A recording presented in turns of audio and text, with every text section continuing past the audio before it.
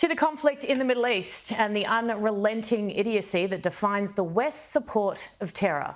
Now, I want to do another quick fly around the world and look at some of the horrific attacks on Jews just this week. Then, because as we all know and learnt from the events of Amsterdam, when a handful of bad behaving Israeli fans were apparently the justification for a sickening Jew hunt, these attacks only occur not because of antisemitism, no, God no, but because, of course, the Jews started it.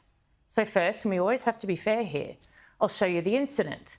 Then I'll show you where the Jewish community attacked first, because clearly it's science. So let's kick it off in Canada.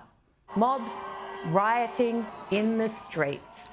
Even Justin Trudeau, potentially the weakest leader in the world, but as I said last week, competition in that division, well, it's stiff.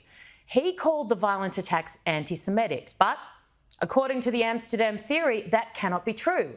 The Jews must have started it. So now let's go to the pictures of the catalyst, the rioting Jews. Oh, no, wait, I knew we would. We found it. An incident involving a Jewish man in Montreal. He must have provoked the entire thing. Oh no, he was just being Jewish, having a coffee, but moved on by police because apparently his presence wearing a kippah near a pro-Palestine rally was a threat to public order. In the United Arab Emirates, Rabbi Zvi Kogan was horrifically murdered. Not that you'd know from the New York Times coverage. Israeli rabbi who disappeared in Dubai is found dead. Sounds like a tragic accident. No, he was brutally killed for the crime of being Jewish. But if we apply the logic of the well thought out and evidence-based Amsterdam theory, he must have started it. This incredibly loving, kind and generous human being who had devoted his life to God must have been at fault in some way, shape or form, because there is no way he was killed just for being Jewish. That doesn't happen, they tell us. So let's roll the vision now of him starting it.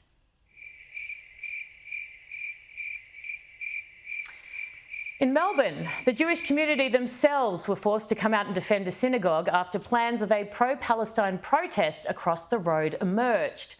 In fairness, according to the AT, the Amsterdam theory, the protests would have only been reactionary. The Jews must have gone to another religion's place of worship to intimidate and harass. Fair's fair. We cannot conceal the truth. Roll that vision now, please. In Washington, D.C., a random man wearing a kippah was harassed by a Palestinian news network. I'm not afraid to talk in public on the street. He's afraid. I think the Palestinians are entitled to a state. Okay. And they would have had it multiple times if they put down their guns and cut out the terrorism. Sure, go back to Europe, you schmuck. Now, I don't even need to play the crickets. You know he did nothing prior. He's Jewish, therefore deserves to be harassed and then insulted. In London, Jewish schoolgirls were violently attacked, glass bottles thrown at their heads, hospitalised.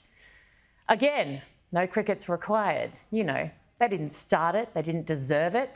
They did not stand a chance in a country that continues to shamefully tolerate and at times encourage the most vicious attacks on a minority group, yes, just because of the God to which they pray.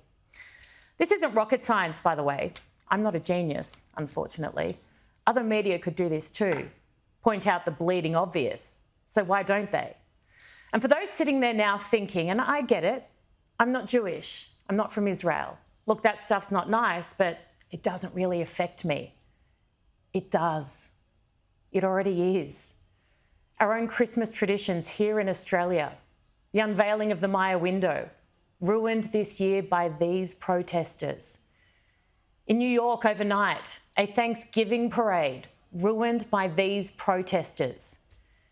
You don't need to stand with Israel or agree with every move they make to stand against what their enemies represent.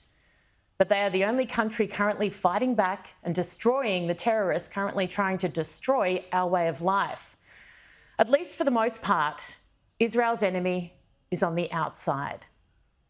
Yes, they're close and they're dangerous, but as a country, regardless of each individual's own political persuasions, they know definitively what they don't want.